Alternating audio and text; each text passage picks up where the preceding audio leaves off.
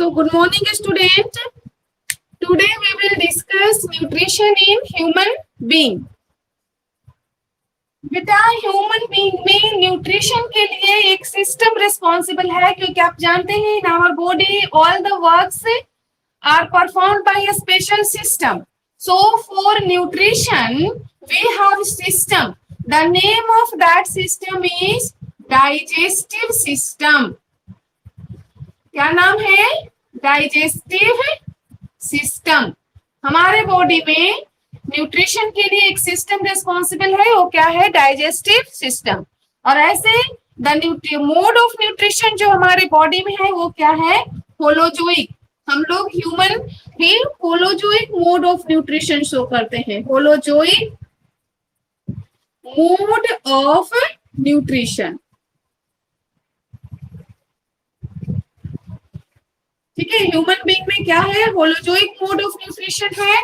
और nutrition show करने के लिए हमारे बॉडी में एक सिस्टम है, उस सिस्टम को क्या कहते हैं? Digestive system. अब ये डाइजेस्टिव सिस्टम का फिर से दो पार्ट है. पहला पार्ट को क्या कहते हैं? Alimentary canal. Alimentary canal. और सेकेंड जो पार्ट है डाइजेस्टिव सिस्टम का, वो इसी एलिमेंट्री केनाल से ही बीच बीच में जुड़ा हुआ रहता है. उसको क्या कहते हैं? Associated digestive gland. Digestive gland. तो अभी सबसे पहले हम लोग एक लाइन से सभी पार्ट्स ऑफ एलिमेंट्री कैनाल क्या है उसके बारे में जान जाते हैं. And all the digestive glands जो है वो कौन कौन है उसके बारे में जानते हैं. तो सबसे पहले आ जाएंगे एलिमेंट्री कैनाल. तो एलिमेंट्री कैनाल का जो पार्ट्स है बेटा यहाँ लिख रहे हैं. एलिमेंट्री कैनाल का जो पार्ट्स है, फर्स्ट पार्ट एलिमेंट्री कैनाल का कहाँ से स्टार्ट होता है? माउथ से. माउथ जो है वो माउथ कहाँ खोल देगा? माउथ जो है वो खुलेगा बक्कल कैविटी में. Buccal cavity. और इस बक्कल कैविटी में फिर दो पार्ट होगा. दो चीज में मिलेगा, एक टीथ और दूसरा टंग. इसके बारे में हम लोग को पढ़ना है. बक्कल कैविटी कहाँ खुलेगा? फायरिंग्स, जो कि कॉमन एरिया है. कभी कोई बुक में फायरिंग्स का नाम नहीं दिया हुआ है, लेकिन ये फायरिंग्स में जाएगा. ये कहाँ क्या है? फायरिंग्स. फायरिंग्स जो है वो कॉमन प्लेस है for air and water, air and food. Firings जो है कॉमन है डाइजेस्टिव सिस्टम का भी एंड रेस्पिरेटरी सिस्टम का भी, दोनों common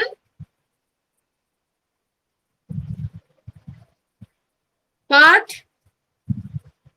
for digestive system and respiratory system.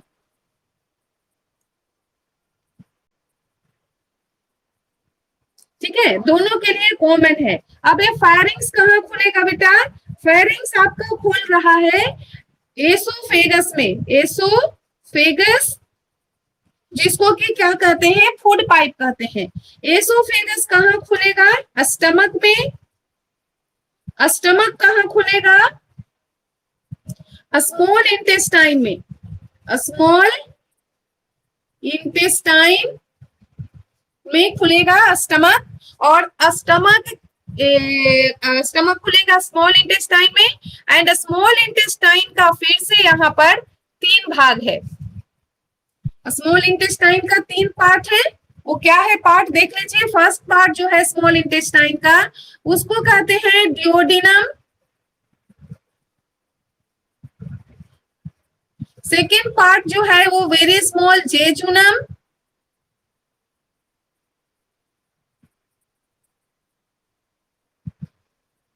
And third जो पार्ट है उसको क्या कहते हैं? इलियम. तो ये स्मॉल इंटेस्टाइन का ये तीन पार्ट हो गया, ड्यूडेनम, जेजुनम एंड इलियम. अब स्मॉल इंटेस्टाइन कहाँ खुलेगा बेटा? लार्ज इंटेस्टाइन में खुलेगा. लार्ज इंटेस्टाइन में. अब इस लार्ज इंटेस्टाइन का भी तीन पार्ट है. वो तीन पार्ट को क्या कहेंगे? पहला पार्ट सीकम जो कि रिड्यूस्ड हो गया और अपेंडिक्स बन गया. फर्स्ट पार्ट क्या हो गया, सीकम, सीकम रिड्यूस्ड हो गया, रिड्यूस्ड मतलब एकदम छोटा हो गया है, और रिड्यूस्ड होकर के वो क्या बना लिया है, अपेंडिक्स। ये जो सीकम है ये क्या बन गया है, सीकम चेंज हो गया है अपेंडिक्स में।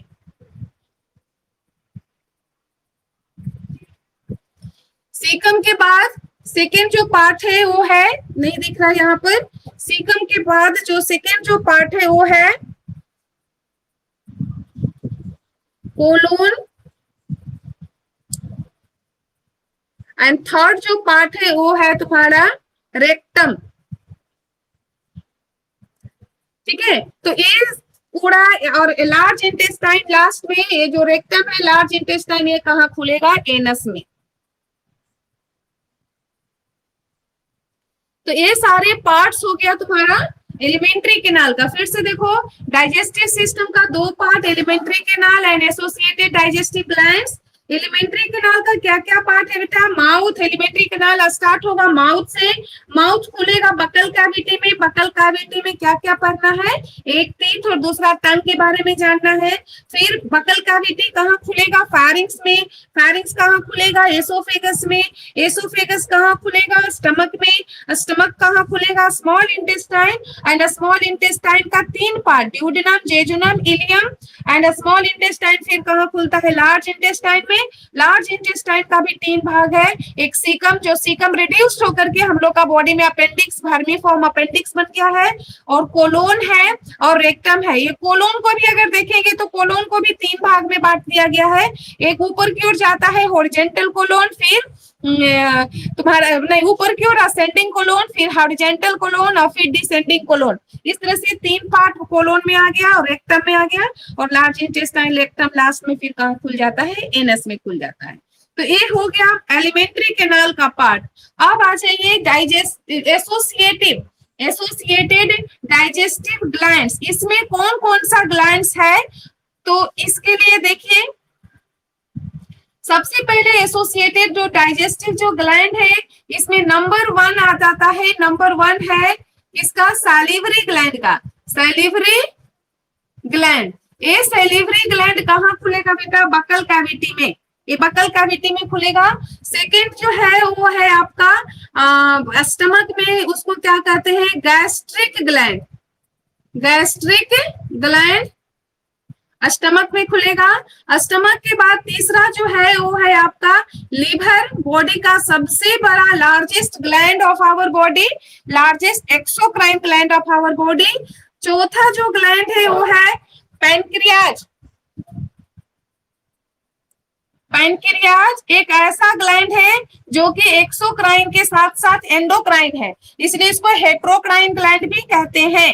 लिवर लार्जेस्ट एक्सोक्राइन, और इसका क्या स्पेशल फीचर हो गया, ये हेट्रोक्राइन ग्लैंड है, क्योंकि ये एक्सोक्राइन एंड एंडोक्राइन दोनों पार्ट इसमें मिलता है।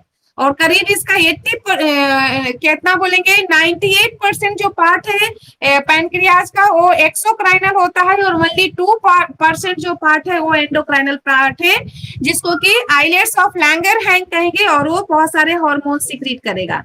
और पांचवा जो ग्लैंड है बेटा वो इंटेस्टाइन में खुलेगा, किसमें, इलियम में, उसलिए उसको क्या कहते हैं, इंटेस्टाइनल ग्लैंड, इंटेस्टाइनल ग्लैंड।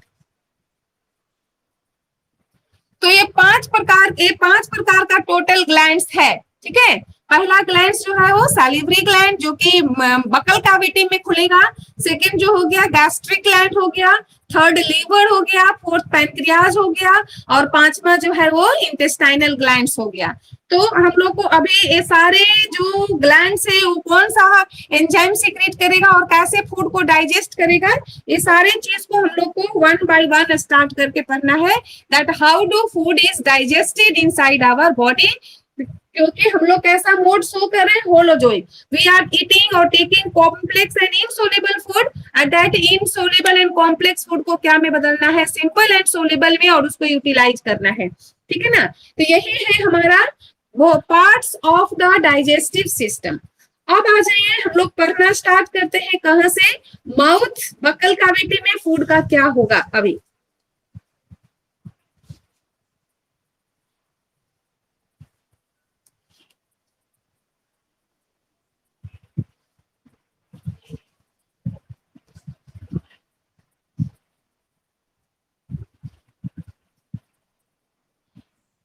अभी सबसे पहले स्टार्ट करते हैं हमारा न्यूट्रिशन माउथ में। तो माउथ क्या है? Mouth is a opening. Mouth के द्वारा केवल फूड, माउथ एक ओपनिंग है जिसके द्वारा फूड कहा जाता है बकल कैविटी में, और mouth is opening through which food enters inside the digestive system of our body. तो बस माउथ में केवल इतना ही है। अब मेन जो वर्क है वो कहाँ होगा? बक्कल कैविटी में। तो बक्कल कैविटी क्या है? बक्कल कैविटी, बक्कल कैविटी का दो पार्ट हमने बताया। बक्कल कैविटी में दो पार्ट है। नंबर 1 जो है वो क्या है? टीथ, और सेकेंड जो है वो क्या है? टंग। तो एक करके पढ़ेंगे। सबसे पहले टीथ स्टार्ट करते हैं। तो सबसे पहले टीथ में हम लोग जान जाते हैं कि हमारे टीथ को क्या क्या नाम से पुकारा जा सकता है, क्या क्या कह सकते हैं। तो सबसे पहले टीथ का नेमिंग जानिए। नेमिंग तो ह्यूमन का जो टीथ है बेटा, वो टीथ को पहला जो नेमिंग में देख लेते हैं क्या क्या दे सकते हैं। नेमिंग तो ह्यूमन जो टीथ है उसको सबसे पहले हम लोग हेटेरोदंत कहते हैं। हेटेरोदंत। क्यों हेटेरोदंत कहते हैं? Because we have 4 different types of teeth. 4 different types of teeth. 4 different types of teeth. तो ये 4 डिफरेंट टाइप्स ऑफ टीथ क्या है? नंबर 1 जो है वो है इंसिजर। इंसिजर जिसका मेन काम क्या है? कटिंग। कटिंग, फूड का कोई कट करने के लिए। सेकेंड जो टीथ है इंसिजर के बाद क्या आएगा? केनाइन।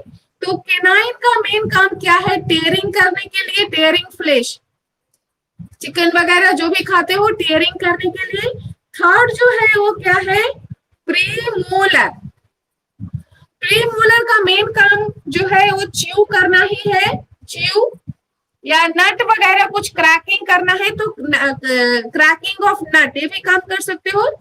क्रैकिंग ऑफ नट्स को तोड़ने में भी प्रीमोलर का काम है। और चौथा जो है वो क्या है बेटा? मोलार। तो मोलार का मेन काम क्या है? च्यूइंग। च्यू करना ही फूड का मेन काम है। तो इस तरह से हमारे जो बकल कैविटी में जो दांत है, टीथ है, उसको उसमें 4 प्रकार का दांत है। Incisor, canine, premolar and molar. तो हमारे पास 4 प्रकार का दांत है। अपना भी दांत मुंह खोल के भाई का या बहन का देखना बेटा, तो तुमको सबका दांत का शेप साइज एक जैसा नहीं मिलेगा, सबका शेप अलग है, क्योंकि they have to perform different function.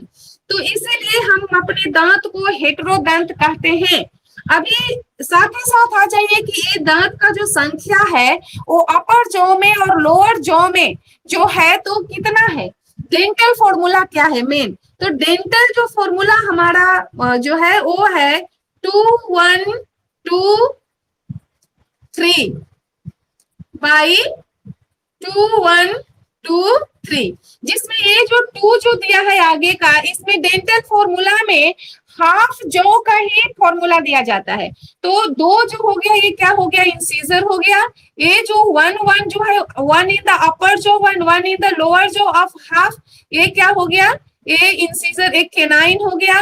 ये 2 ऊपर एंड 2 नीचे जो है वो क्या हो गया? प्रीमोलर है बेटा। और ये लास्ट में 3 एंड 3 जो है वो क्या है? मोलार है। तो 2 1 2 3 ऊपर में कितना हो गया? 8, और नीचे में कितना हो गया? 8, हाफ जॉ में हो गया। तो हाफ जॉ में 8 8 16 हो गया। तो फिर हाफ जॉ में क्या हो जाएगा? 16 16 32 हो गया। ठीक है। तो इस तरह से टोटल जो दांत का संख्या है परमानेंट टीथ, इसका संख्या जो है कितना आ जाता है? 32। पूरा टीथ का संख्या क्या हो जाएगा? 32। 16 ऊपर दांत में, 16 नीचे। उस 16 में से आधा में सेम फॉर्मूला उधर भी चला जाएगा, 2 1 2 3 2 1 2 3। तो 2 इंसिजर, 1 केनाइन, 2 प्रीमोलर और 1 3 मोलर। इस तरह से आपका पूरा दांत का संख्या है। फॉर्मूला हो गया। तो डेंटल फॉर्मूला समझ में आ गया, और इसी हेटेरोदंत समझ में आया कि हम अपने दांत को हेटेरोदंत कहते हैं। क्यों? क्योंकि हम इसमें 4 प्रकार का दांत है। और भी नाम दिया जा सकता है हमारे दांत को। सेकेंड नाम हम लोग क्या देते हैं?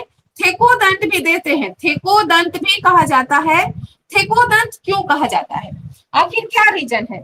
तो इसका रीजन है कि जो दांत जो हमारा प्रेजेंट है टीथ, वो जो में ऑलरेडी एक सॉकेट बना होता है, तो उसी सॉकेट में ये क्या होता है, फिक्स करता है। तो थेकोदंत कहने का रीजन यही है कि टीथ जो है वो प्रेजेंट होता है, टीथ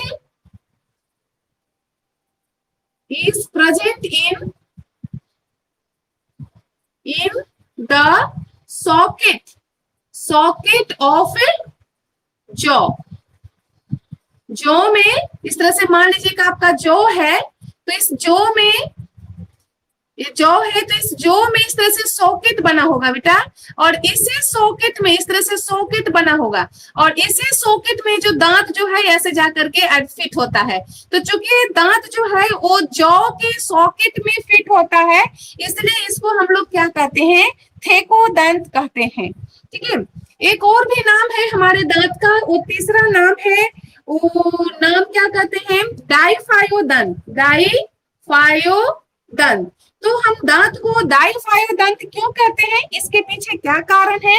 तो डाइफायोदंत कहने का कारण ये है कि हमें अपने पूरे लाइफ में 2 सेट ऑफ टीथ प्राप्त होता है, 2 सेट ऑफ टीथ, जिसमें फर्स्ट सेट को क्या कहेंगे, फर्स्ट जो सेट दांत का जो मिलता है, फर्स्ट सेट को क्या कहते हैं, मिल्क टीथ।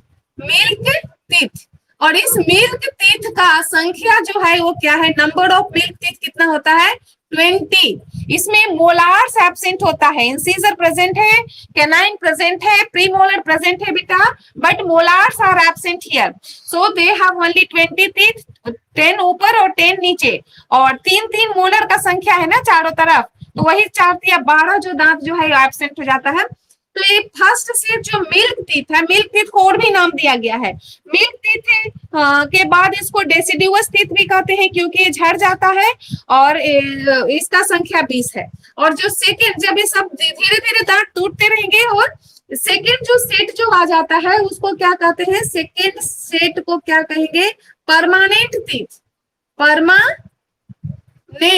इस परमानेंट टीथ में का जो संख्या है, नंबर जो है वो 32 है, परमानेंट में 32 है संख्या।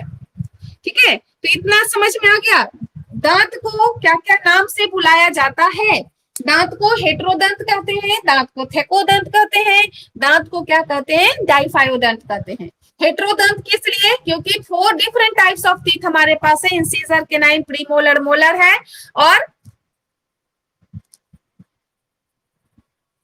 सेकेंड थेकोदंत कहते हैं क्योंकि हमारा जो दांत जो है वो कहाँ प्रेजेंट होता है, सॉकेट में, जॉ के सॉकेट में प्रेजेंट होता है। और थर्ड जो है बेटा वो क्या है, डाइफायोडंट है, क्योंकि हमें 2 सेट दांत प्राप्त होते हैं पूरे लाइफ में। पहला जो सेट है उसको क्या कहेंगे, मिल्क टीथ, जिसमें संख्या कितना है उसका 20, इसमें मोलार्स एब्सेंट होता है। और जो सेकेंड जो सेट प्राप्त होता है वो क्या है, परमानेंट टीथ, इसमें 32 दांत है। तो इस तरह से 3 नाम से हम अपने हमारे नाम को 3 नाम दिया गया है। अब चलेंगे फंक्शन ऑफ टीथ, टीथ क्या क्या काम करता है और कैसे। Teeth, function of teeth.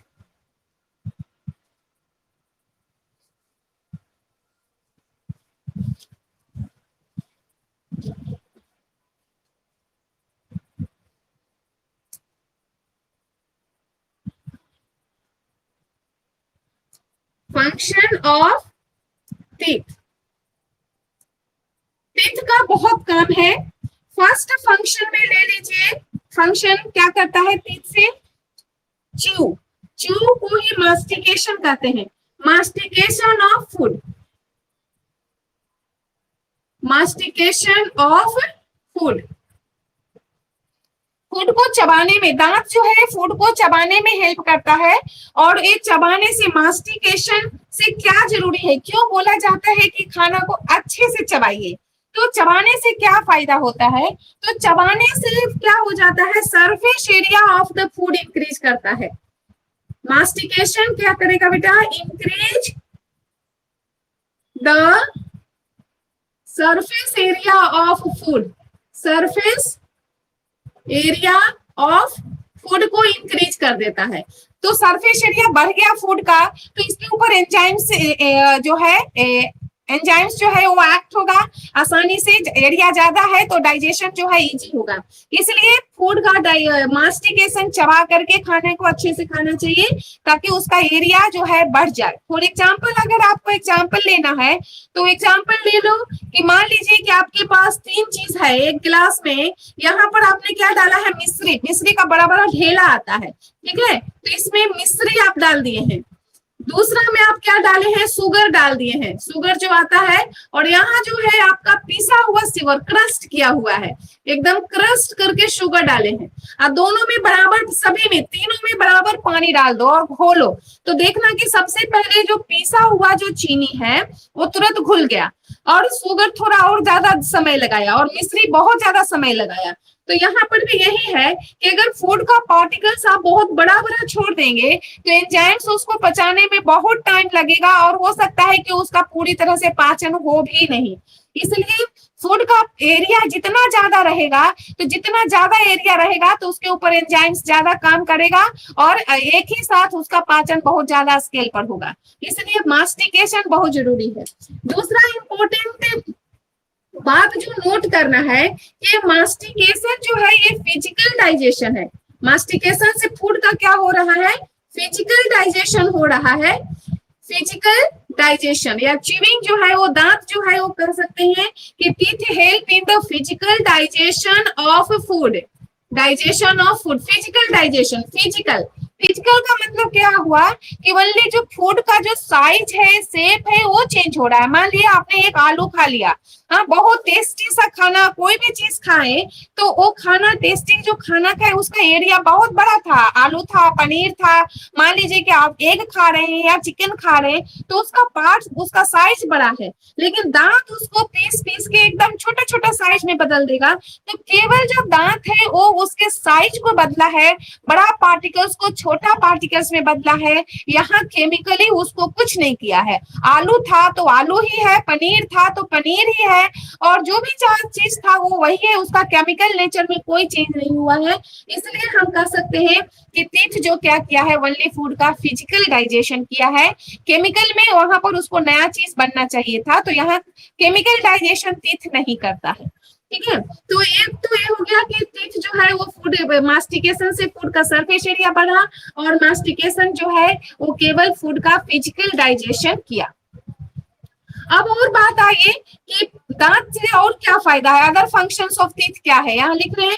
तो अदर फंक्शंस टीथ जो है वो केवल फूड को चबाने में केवल काम नहीं करता है हमारा दांत। हमारा दांत जो है वो भी बहुत सारे और भी काम है, जैसे कि ये हमारे फेस को एक शेप देता है, शेप ऑफ, गिव्स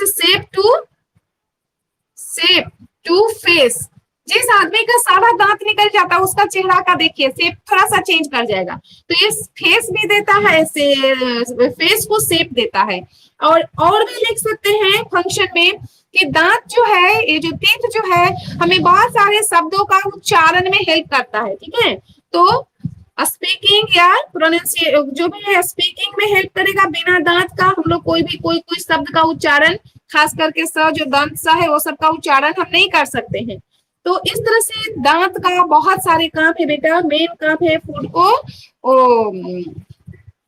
च्यूइंग करना। च्यूइंग का मतलब मास्टिकेशन, मास्टिकेशन से फूड का सरफेस एरिया। ये क्वेश्चन बहुत इंपॉर्टेंट है कि जैसे यहाँ से 2 क्वेश्चन है कि व्हाई डू मास्टिकेशन इज नेसेसरी, तो मतलब यहाँ पर रीजन बताना है कि मास्टिकेशन से सरफेस एरिया फूड का बढ़ता है और डाइजेशन इजी हो गया।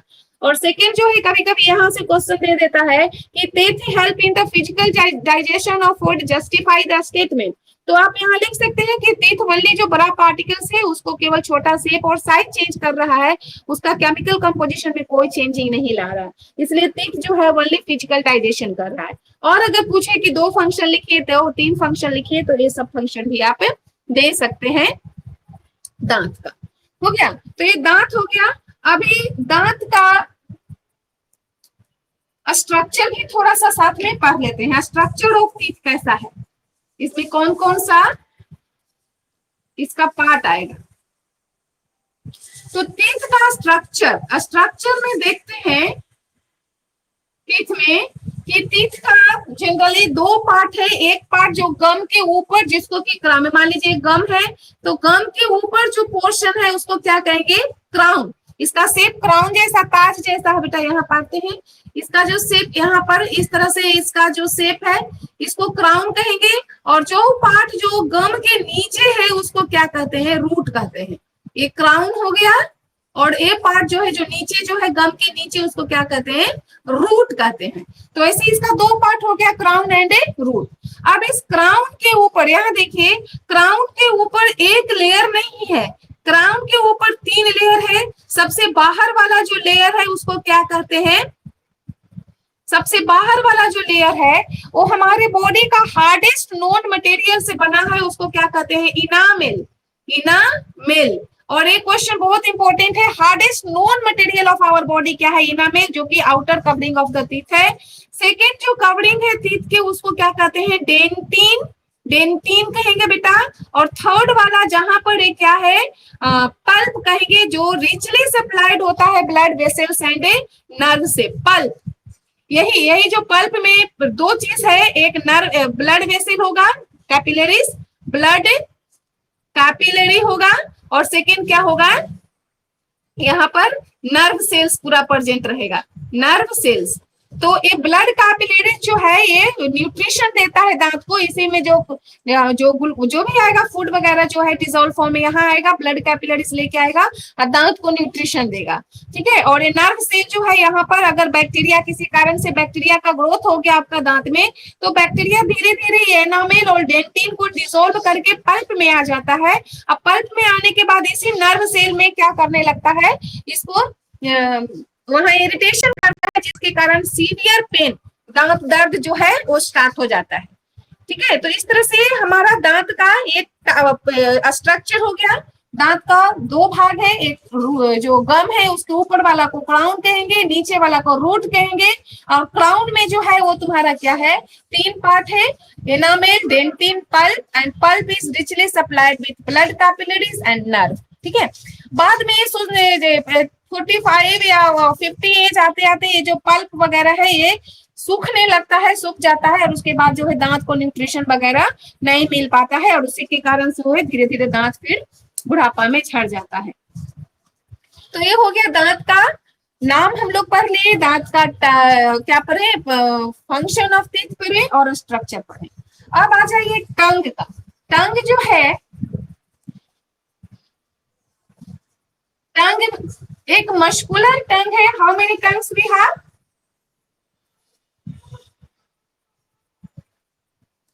We have 1 muscular tongue. 1 muscular tongue जो है, मस्कुलर टंग, एक मस्कुलर टंग है हमारा। और ये जो बकल कैविटी है, इसका बकल कैविटी का लोअर सरफेस से अटैच्ड होता है। ठीक है। So tongue is attached to the lower surface of the buccal cavity, attached to lower surface of buccal cavity। BC का मतलब क्या हो गया, buccal cavity by a fold of membrane called a, यहाँ पर by fold of membrane, fold of membrane से ये जुड़ा हुआ होता है। जीभ के नीचे उठा करके देखना, by a fold of membrane. So this one muscular tongue we have that is attached to the lower surface of the buccal cavity by a fold of membrane। ठीक है। अब इस टंग में, हमारा बकल कैविटी में हमारे पास 3 टाइप्स ऑफ सैलिवरी ग्लैंड्स हैं। 3 types of salivary gland present है बकल कैविटी में। 3 pair of salivary gland. Salivary gland हमारे पास 3 पेयर है, जिसमें फर्स्ट पेयर को क्या कहते हैं, पैरोटिड। सेकेंड पेयर को सब लिंगुअल समझ लीजिए, सब लिंगुअल, जीभ के जो नीचे होगा। और थर्ड जो है वो क्या है, सब मैक्सिलरी। दांत साइड के तरफ में होगा, जॉ साइड में, मैक्सिलरी। ठीक है, तो हमारे पास हमारा सैलिवरी ग्लैंड जो है, जो बकल कैविटी में खुलता है बेटा, वो उस 3 pair, we have 3 pair of salivary gland, parotid 1 pair, sublingual 1 pair and sub maxillary 1 pair. And this all the 3 pair of glands क्या सीक्रेट करेगा, ये सारे जो क्या सीक्रेट करते हैं, सलाइवा। इसका जो केमिकल जो है उसका नाम क्या है, सलाइवा। अब हम लोग पढ़ लेते हैं कि सलाइवा में, सलाइवा का क्या क्या कंपोजिशन है और सबका क्या काम है। तो सैलिवरी ग्लैंड सीक्रेट्स सलाइवा। तो सलाइवा का composition, composition of saliva and function of each component. Saliva में 4 पार्ट होते हैं। सबसे पहला जो पार्ट है कंपोनेंट ऑफ सलाइवा में, वाटर है। सलाइवा में वाटर है, करीब करीब 95 to 96% समझिए इसमें वाटर ही है। और वाटर का मेन काम क्या है, फूड को मॉइस्ट कर देना, मॉइस्ट द फूड। जो भी फूड आप खाए हैं, बिस्किट खा लिए, हॉर्लिक्स फाँक लिए, तो उसको वो धीरे धीरे पानी, सलाइवा में जो पानी है उसको मॉइस्ट कर देता है। सेकेंड जो पार्ट है सलाइवा का, उसमें है तुम्हारा म्यूकस। म्यूकस भी प्रेजेंट है। तो इस म्यूकस का क्या काम है, तो म्यूकस जो है वो फूड को थोड़ा लुब्रिकेट करता है, ये लुब्रिकेट करेगा, लुब्रिकेट द फूड, फूड को लुब्रिकेट करेगा, चिकना बनाता है, ताकि हमारा जो इनर, जो डाइजेस्टिव सिस्टम का जो भी इनर जो लाइनिंग है, सभी epithelial tissue, various types of epithelial tissue से बना है, दैट इज वेरी सॉफ्ट है। तो इसलिए फूड अगर चिकना नहीं रहेगा तो सारा जो पार्ट है हमारा डिस्टर्ब हो जाएगा, सारा छिल जाएगा। इसलिए फूड को चिकना बनाने का काम कौन कर देता है, म्यूकस करता है। थर्ड जो पार्ट है सलाइवा में, उसमें थोड़ा सॉल्ट वगैरह भी रहता है। तो सॉल्ट का काम क्या काम है, सॉल्ट जो है मुंह में, हमारा बकल कैविटी में बैक्टीरियल ग्रोथ को रोकता है, ताकि बहुत ज्यादा बैक्टीरिया का ग्रोथ ना हो जाए, फूड पार्टिकल्स वगैरह वहां रहेंगे। तो क्या लिखेंगे, control the growth of bacteria, control the growth of bacteria, bacteria के ग्रोथ को रोकेगा।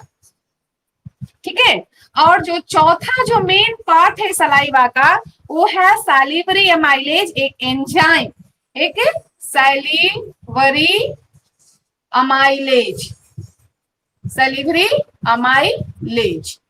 ये सैलिवरी अमाइलेज एक एंजाइम है बेटा, जो फूड को क्या करेगा, डाइजेस्ट करेगा, मतलब बड़ा बड़ा कंपोनेंट को छोटा में तोड़ेगा। तो ये कौन सा कंपोनेंट को तोड़ता है, ये बात जानिए। ये जो सैलिवरी एमाइलेज है, आप तो खाना खाते हैं तो उसमें ऑल कंपोनेंट है हमारे बॉडी के लिए, proteins, fats, vitamin, mineral, water, रफेद, ये सारे चीज प्रेजेंट होता है हमारे फूड में। तो क्या ये सैलिवरी एमाइलेज सबको डाइजेस्ट करेगा? नो। ये सैलिवरी एमाइलेज जो है ओनली एंड ओनली ये क्या करता है, स्टार्च को बदल देता है माल्टोज शुगर में। तो यहाँ देखिए ये क्या है, स्टार्च, यहाँ लिख रहे हैं स्टार्च। स्टार्च को सैलिवरी एमाइलेज, सैलिवरी एमाइलेज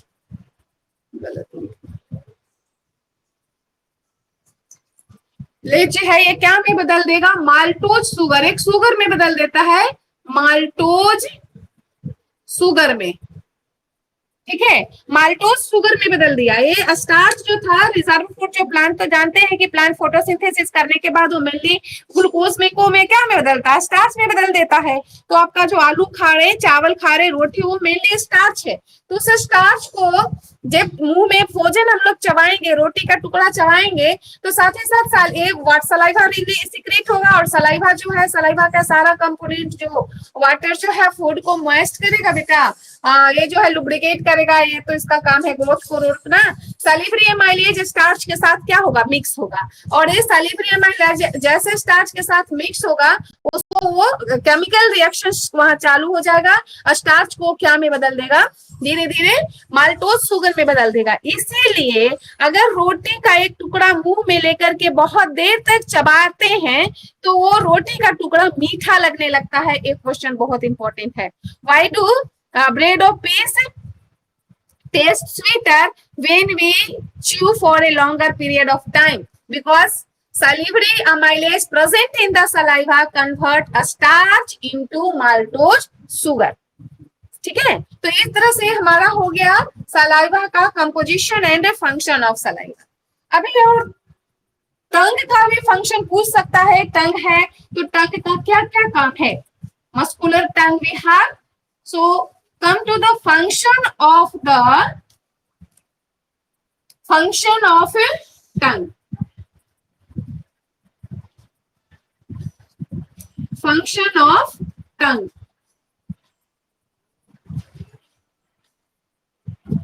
जीभ का क्या क्या काम है? तो नंबर 1, जीभ जो है वो क्या करता है? च्यू में तो टीथ हेल्प करता है, but during chewing this tongue pushes the food towards the tongue. Pushes the food towards tongue during chewing. तो ये फर्स्ट फंक्शन हो गया। सेकेंड है कि ये सिक्रीट करता है, एक सिक्रीट से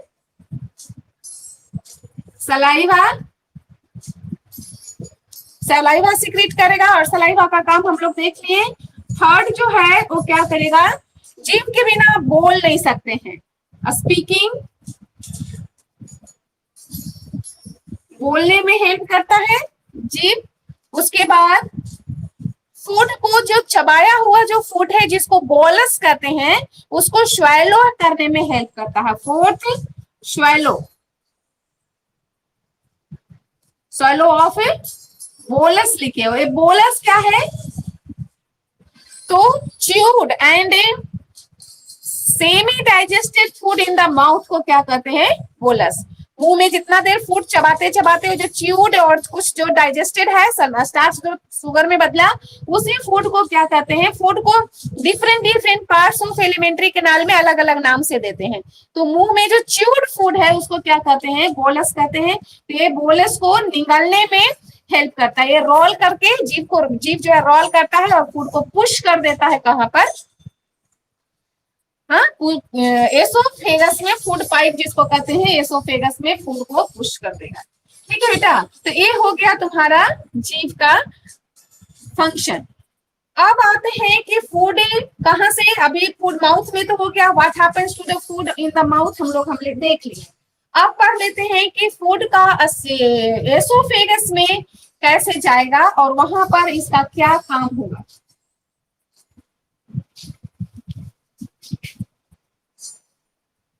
थोड़ा सा फिगर से देखिए। सपोज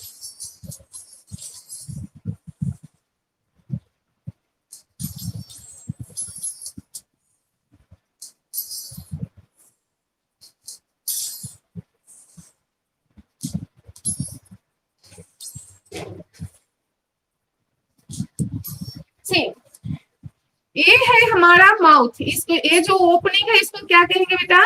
ये है माउथ। माउथ हो गया। और यहाँ पर नाक में जो ओपनिंग है उसको क्या कहेंगे? नोस्ट्रिल। ये है नोस्ट्रिल। तो माउथ से फूड जाएगा, नोस्ट्रिल से एयर जाता है।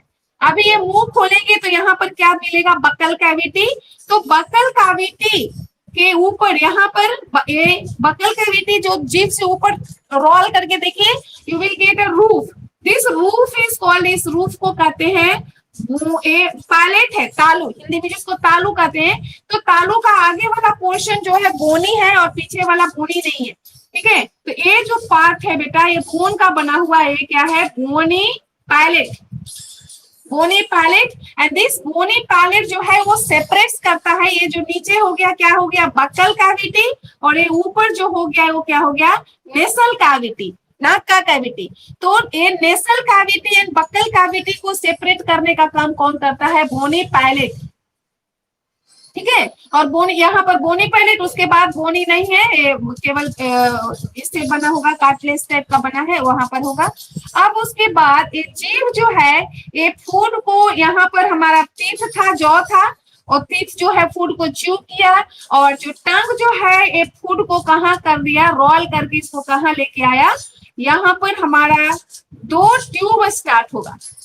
एक ट्यूब, ये फनल जैसा जो आकृति है, ये फनल जैसा जो शेप है बेटा, यही तुम्हारा फायरिंग्स हो गया, जहां से नेसल कैविटी का एयर भी आएगा और यहाँ से बक्कल कैविटी का फूड भी जाएगा। फनल टाइप जो एरिया है, ये एयर क्या हो गया? फायरिंग्स है, यही है फायरिंग्स, ठीक है, फायरिंग्स। अब यहाँ पर समझना है मेन बात, इसलिए इसको समझिए। यहाँ पर ये समझना है कि गला में यहाँ पर बक्कल कैविटी के बाद यहाँ फायरिंग्स के just below the firings two tubes start होता है। एक ट्यूब जो है उसको क्या कहते हैं? आगे जो सामने आ गया, ये जो पोर्शन है ये है तुम्हारा ट्रैकिया, जिसको कि विंड पाइप कहते हैं, और दूसरा जो ट्यूब है ये है तुम्हारा फूड पाइप। ये जो ट्यूब है ये क्या बेटा है? एसोफेगस, ये एसोफेगस है। और ये आगे वाला जो ट्यूब है, ये ट्यूब को क्या कहेंगे? ट्रैकिया। समझ में आ रहा है? इस ट्यूब को क्या कहेंगे? सामने जो ये जो ट्यूब है इसको क्या कहेंगे? ट्रैकिया।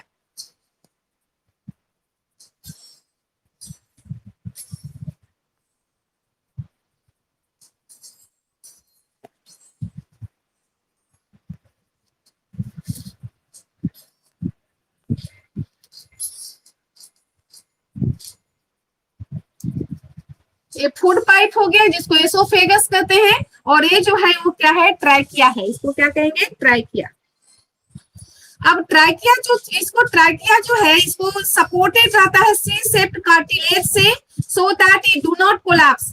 आइदर यहाँ हवा रहे चाहे ना रहे, ट्रैकिया कोलैप्स नहीं करता है, क्योंकि आप छू के भी अपना गला भी देखिएगा, यहाँ सी शेप्ड कार्टिलेज रहता है जो कि उसको कोलैप्स नहीं करने देगा। लेकिन एसोफेगस जो फूड पाइप है, तो जब यहाँ पर फूड नहीं हो जाता है रहता है, तो ये क्या कर जाएगा? कोलैप्स कर जाता है, इसका जो वॉल है वो कोलैप्स कर जाता है। चलिए अभी फूड को, अभी एक और चीज यहाँ करना है।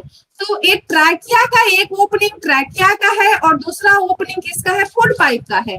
तो इस ट्रैकिया का जो ओपनिंग है, इसके ऊपर बेटा एक लीफ के समान एक ढक्कन बना होता है।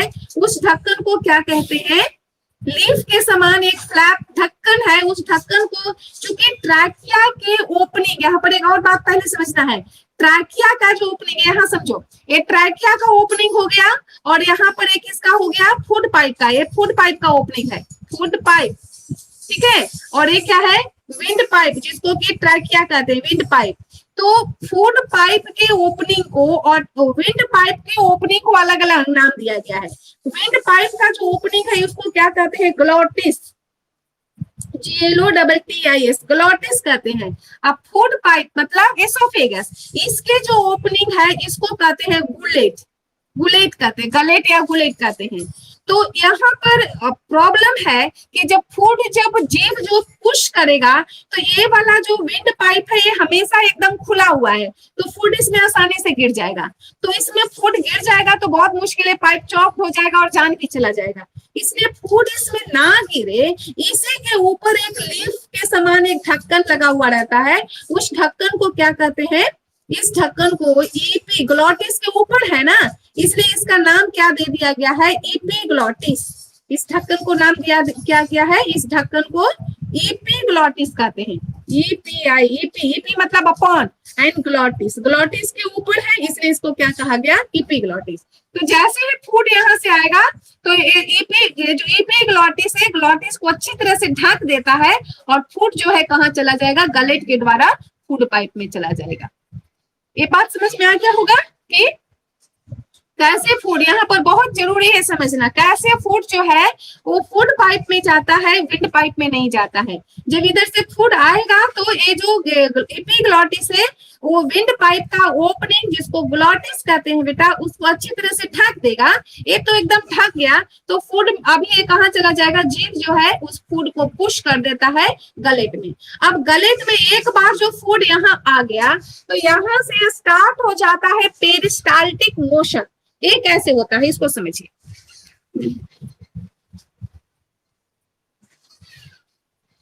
इसमें ये आपका फूड पाइप है, इस फूड पाइप में आ गया, यहाँ पर ग्लॉटिस है, सॉरी गलेट है, तो फूड यहाँ आ गया। तो जैसे फूड आ जाता है तो फूड पाइप का ये जो नीचे वाला जो पोर्शन है, ये नीचे वाला जो पोर्शन है ये क्या हो जाएगा, रिलैक्स करेगा, रिलैक्स करेगा, और ऊपर वाला जो पार्ट है वो क्या कर जाएगा, कॉन्ट्रैक्ट कर जाएगा। तो इस तरह से रिदमिकली जो फूड के ऊपर वाला जो फूड पाइप है वो कॉन्ट्रैक्ट करता है और नीचे की ओर रिलैक्स करता है, और फूड जो है ऊपर से नीचे की ओर वो सरकते हुए चला जाएगा। और इसे rhythmically contraction and relaxation of the muscles of the food pipe और होल एलिमेंट्री कैनाल में होता है। ऐसा नहीं कि केवल यहाँ पर है, ये पूरा पेरिस्टाल्टिक मोशन के द्वारा ही जो फूड जो है हमारा एलिमेंट्री कैनाल, करीब 9 मीटर लंबा एलिमेंट्री कैनाल है, इसमें मूव करता है पेरिस्टाल्टिक मोशन के द्वारा। तो पेरिस्टाल्टिक मोशन समझ में आ गया बेटा क्या है, rhythmically contraction and relaxation of the muscles of the gut और एलिमेंट्री कैनाल। उस और by this peristaltic motion food moves in downward direction. ठीक है, तो फूड यहाँ से इस तरह से डाउनवर्ड डायरेक्शन में एसोफेगस को पार करते हुए ये फूड कहाँ आएगा, अब इसके जस्ट नीचे क्या होगा, स्टमक होगा। तो फूड यहाँ पर आ जाएगा, स्टमक में आएगा। अब यहाँ पर स्टमक में आ जाएगा फूड, लेकिन यहाँ एसोफेगस और स्टमक के बीच में यहाँ पर एक मसल्स स्फिंक्टर मसल रहता है, इसको क्या कहते हैं, पाइलोरस स्फिंक्टर मसल। ठीक है, तो ये स्फिंक्टर मसल जो है वो क्या करेगा, फूड को आने तो देगा लेकिन जाने नहीं देता है। इसका नाम है पाइलोरस स्फिंक्टर मसल। तो ए स्फिंक्टर मसल करके एनसीईआरटी में लिखा है। तो this sphincter pylorus sphincter muscle allow this food bolus यहाँ से to enter in the stomach but does not allow to move back. लेकिन कभी कभी हम लोग को वॉमिटिंग होता है, तो वॉमिटिंग का मेन कारण क्या है कि अभी ये पेरिस्टाल्टिक मोशन से नीचे की ओर जाएगा, ठीक है, फूड नीचे की ओर जाएगा, लेकिन एंटी पेरिस्टाल्टिक मोशन अपोजिट हो जाता है। जो यहाँ पर जो फूड है उसके नीचे वाला है पोर्शन क्या कर जाएगा, कॉन्ट्रैक्ट कर जाएगा, और ऊपर वाला रिलैक्स कर जाएगा।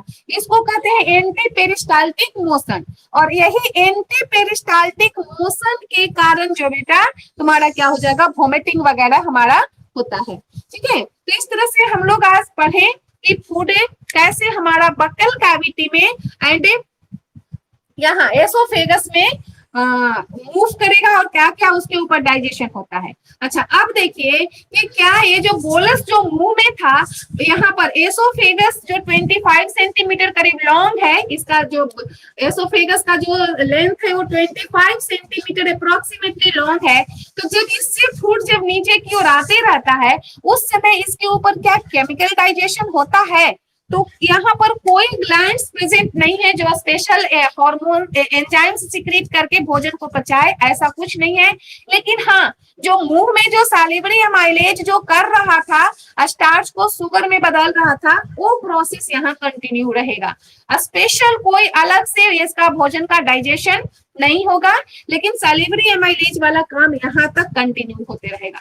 लेकिन जब भोजन आ जाएगा स्टमक में तो यहाँ पर से काम कुछ और चेंज हो जाएगा। ठीक है बच्चों, तो आज हम लोग यहीं तक पढ़ते हैं how do food gate digested in the buccal cavity and oesophagus. ठीक है, ओके, बाय।